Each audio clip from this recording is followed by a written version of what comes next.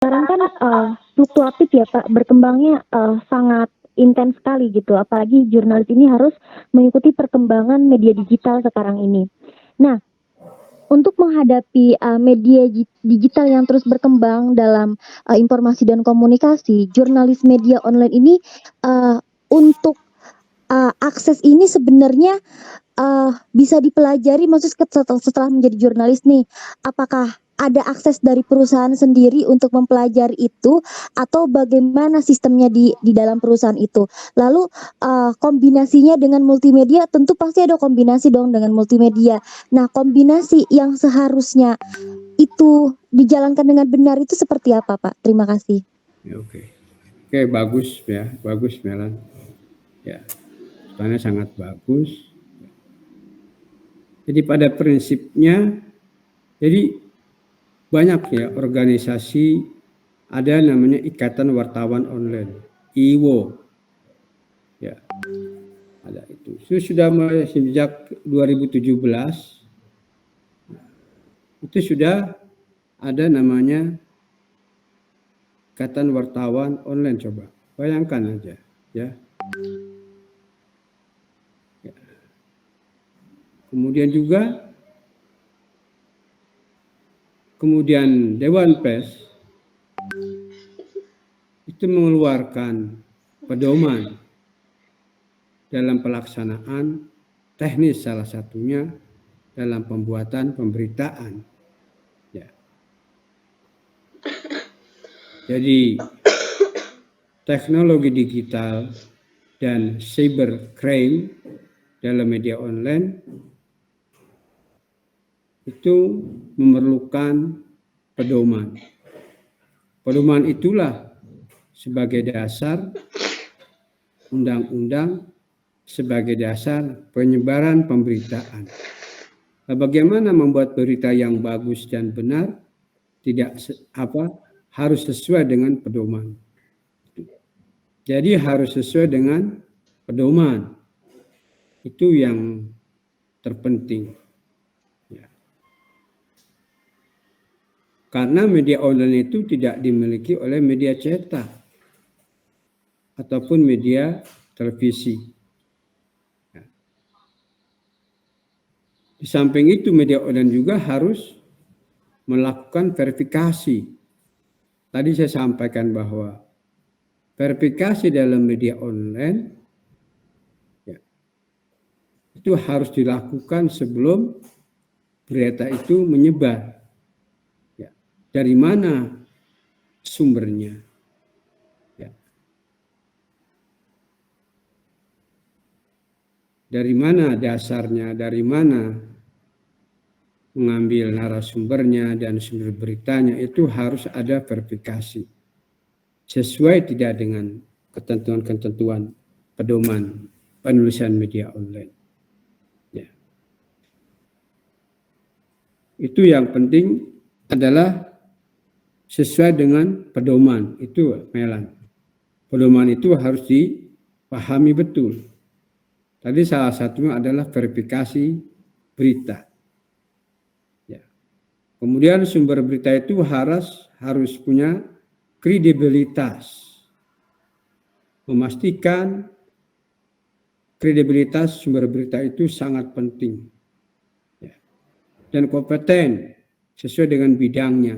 Itu akan menjadi dasar ya jika sumber berita itu mempunyai kredibilitas yang tinggi, punya kompeten yang sesuai dengan bidang keahliannya dan sebagainya. Itu salah satu penulisan berita dalam media online.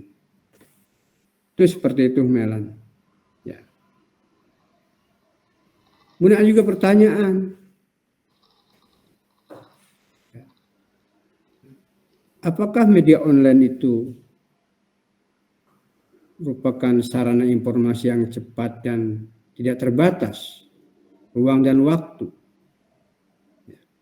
Karena media daring atau media online digunakan sebagai sarana penyampaian informasi yang tidak mengenal waktu. Ya. Karena kapanpun berita online itu bisa masuk dalam dunia apapun. Karena berita online itu termasuk adalah media massa yang disebut media elektronik.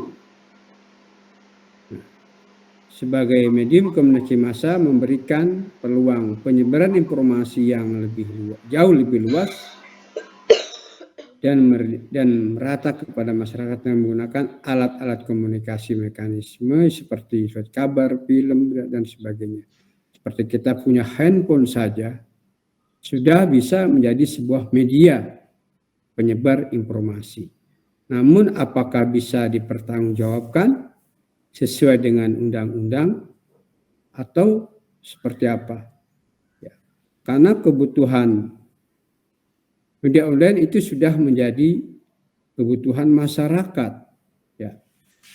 Bahwa masyarakat itu sudah memberikan kemudahan dalam mendapatkan informasi tentang media online. Untuk mendapatkan berita-berita hari ini.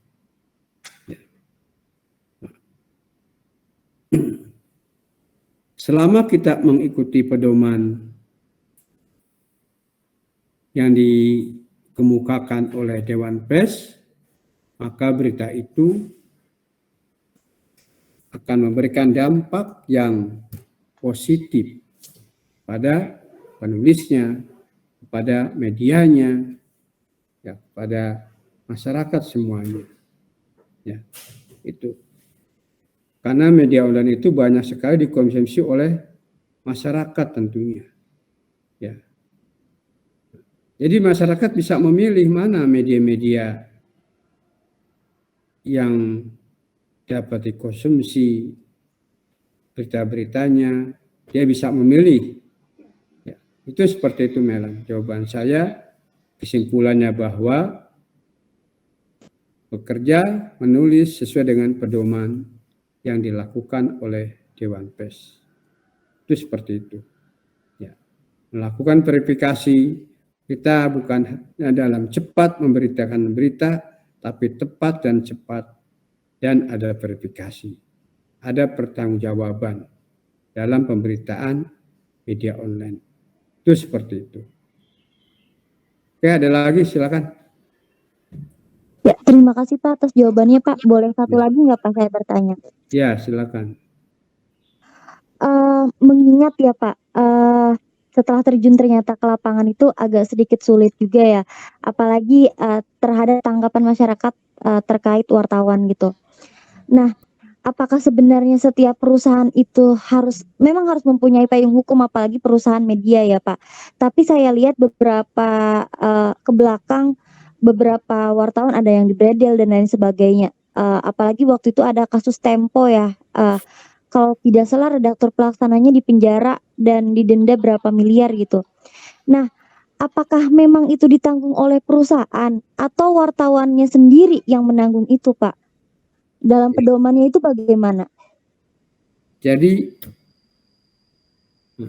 ini kadang-kadang ada resiko yang harus ditanggung oleh seorang jurnalis. Ya. Risiko itu berkaitan dengan pemberitaan. Ya. Itu yang ditanggung. Pertama, ya, risiko tentang pemberitaan. Yang kedua, adanya pelaporan dari ada orang yang merasa dirugikan akibat pemberitaan, yang mengakibatkan bahwa seorang jurnalis itu dikenakan unsur pidana karena pemberitaan itu. Ya. Apakah ada payung hukum kepada perusahaan media atau ada payung hukum terhadap jurnalis? Ada. Ya. Apabila pemberitaan itu bukan sebagai berita jurnalis, maka akan menjadi perkara pidana atau dikenal dengan pencemaran nama baik. Ya. kalau itu bukan pemberitaan jurnalistik. Makanya ketika saudara harus paham betul ya apa yang dimaksud berita jurnalistik, apa ciri-ciri berita jurnalistik.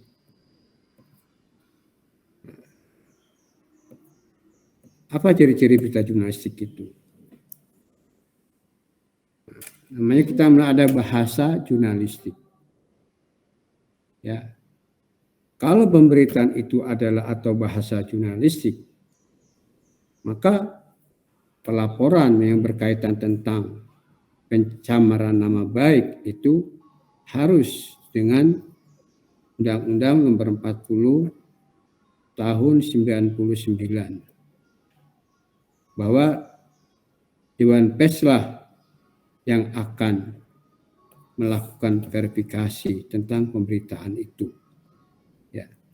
Apabila keputusan Dewan Pers itu adalah berita jurnalistik, maka seseorang atau media, perusahaan atau perusahaan media itu tidak dikenakan tentang yang namanya pencemaran nama baik, dikenal dengan pasal KUHP. Alasannya itu seperti itu, ada pelaporan dari masyarakat bahwa berita itu telah melakukan pencemaran nama baik. Itu alasannya. Ya. Tapi tidak langsung lantas dikenakan pasal KUHP. Harus ada verifikasi dari Dewan Pers. Ada perlindungan terhadap sebuah media yang dilakukan oleh Dewan Pers. Bahwa pihak aparat juga tidak boleh atau langsung tanggap terhadap pemberitaan sebelum ada verifikasi bahwa berita itu adalah betul-betul berita jurnalistik. Itu yang penting. Apa yang dimaksud dengan berita jurnalistik? Pertama dari segi bahasa, ada kalimat praduga tak bersalah. Bukan langsung mendakwa, menjustik atau menghukum atau menggiring opini tentang kasus-kasus kejadian. Ya, itu seperti itu. Itu ya, Melan. Jadi tetap bahwa ada payung hukumnya adalah Undang-Undang Nomor 40 1999, baik itu untuk perusahaan ataupun untuk jurnalis.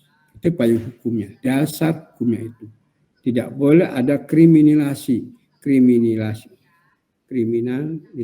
terhadap jurnalis tentang pemberitaan-pemberitaan. Itu seperti itu.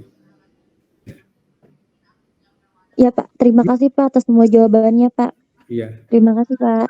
Yo.